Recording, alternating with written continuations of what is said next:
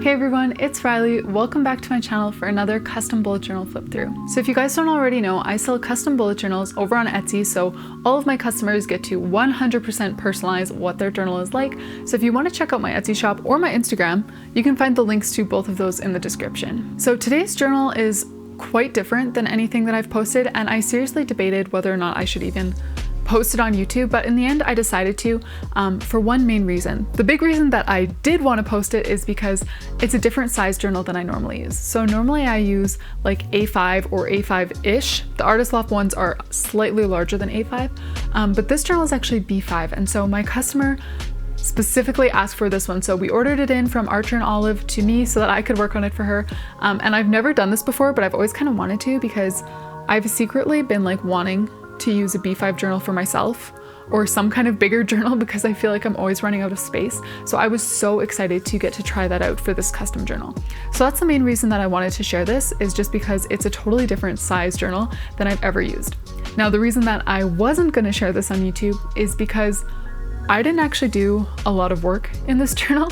So what it is my customer ordered this journal for her mom, and her mom loves bullet journaling, but will be busy for a few of the months that this journal spans. So basically what she did was she ordered a 6-month journal, but she had me only do the themes for 2 of them. So I only did 2 different monthly themes, but I still like set up sort of the structure for the rest of the journal so that her mom can just go in and add her own doodles and themes and stuff like that. So that's why I wasn't going to share it, because there's not very many themes to look at. So if that's what you're here for, I'm sorry, there's not tons in this one, but I decided to share it anyways, especially for those of you who are debating maybe trying something different, like getting a different size journal. This was a good experiment for me, and I hope that it helps you too. So before we get into the flip through, I want to say a huge thank you to today's sponsor, Skillshare. Skillshare is an online learning community for creatives where millions come together to take the next step in their creative journey. They offer thousands of inspiring classes for creative and curious people on topics like illustration, design, photography, video, freelancing, and more. Personally, I've taken classes on a bunch of topics, including watercolor, illustration, creative journaling, and using Procreate for digital art. I just recently got an iPad with Procreate, so I think my next class will be hand lettering in Procreate, fundamentals to finishing touches with Gia Graham. The amazing thing about Skillshare is that it's curated specifically for learning, meaning there are no ads and they're always launching new premium classes so that you can stay focused and follow wherever your creativity takes you. And it's less than $10 a month with an annual subscription. So the first 1,000 of my subscribers to click the link in the description will get a free trial of premium membership so you can explore your creativity. So here's the journal. As I mentioned, it is a B5 size journal, so it is quite a bit bigger than the A5 journals that I'm used to working in. It's also from a different company, so it is from Archer and Olive. And normally the journals that I work in are Artist Loft journals from Michaels. So here's the journal. It is gorgeous, and it was really fun to try out the B5 size, although I can't say I'm totally sold on it for myself, but we'll see.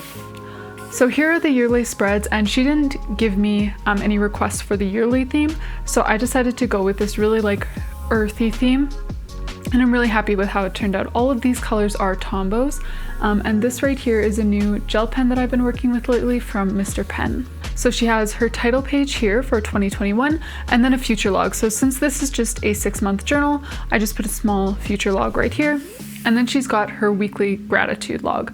So every week she can come here and answer the prompt, this week I'm grateful for, and then just list the things. There are 52 lines for the 52 weeks of the year. Next up, she has a goals spread, a spot for personal goals, professional goals, and then just some action steps. And then on this side, we have a health tracker. So I did a health tracker in my own 2021 yearly setup, so if you want to hear more about how to use it, I will link that video above.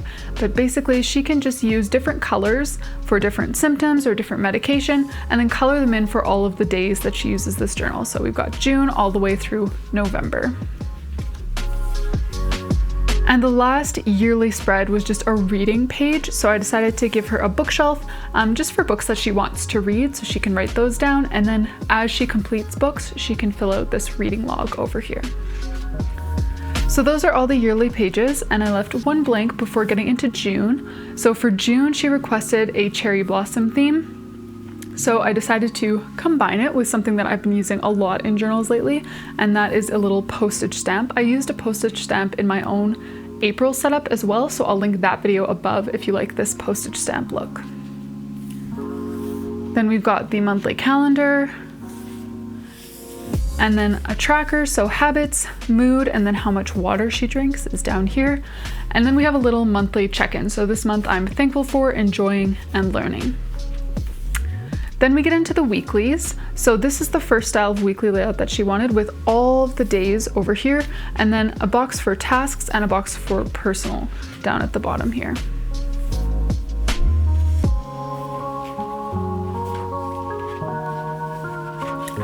Now for the next few months, she still asked that I would fill in the quote and the headings and things like that. So I used a light gray for some of them and black for some of them, because I figured with the light gray, if she wanted to go over it with a different color, that would still work. So I put a quote here. This is blank because she's going to do the title page for July. And then again for the calendar, I put this here so that if she wants to do some calligraphy over top of this, she can just use a more opaque color and draw right on top. Then we've got the same monthly pages and the second type of weekly spread, which is where all the days of the week are in the middle, and then the margins are used for personal things and tasks.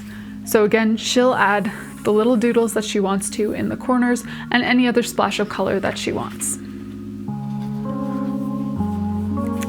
Then we've got August. So for this one, I just did a little quote in black marker, and she can doodle around it and then put her cover page right here. And then again, the calendar, and I did all of the headings for her. So all she's got to do is add color to these pages. And then we're back to the first weekly spread where all 6 spots are on this side, and then we've got tasks and personal.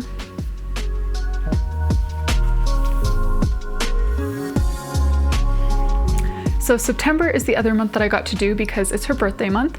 So I got to decorate this one with some Care Bears, which I thought was super cute. I've never done a Care Bears theme before. But yeah, so I've just got the little title for September hanging from this purple cloud, and then used that sort of purple sky theme for most of the doodles. So here's the calendar again. And then we get into the weeklies. So again, days of the week, and I just did a small little heading in the top corner and left lots of space for personal and tasks.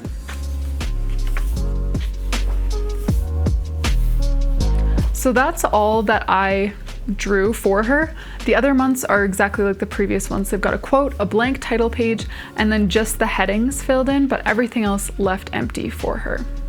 So I'm gonna jump right to the final month, which is November. So again, I put a quote here in black that she can doodle around, and she'll give herself a cover page. And then we ended the journal off with this weekly layout again. So that was her 6-month journal. Again, I only decorated 2 of the months, but let me know in the comments what size of journal you like to use, and especially if you use a B5, what are your tips for adjusting to having so much space?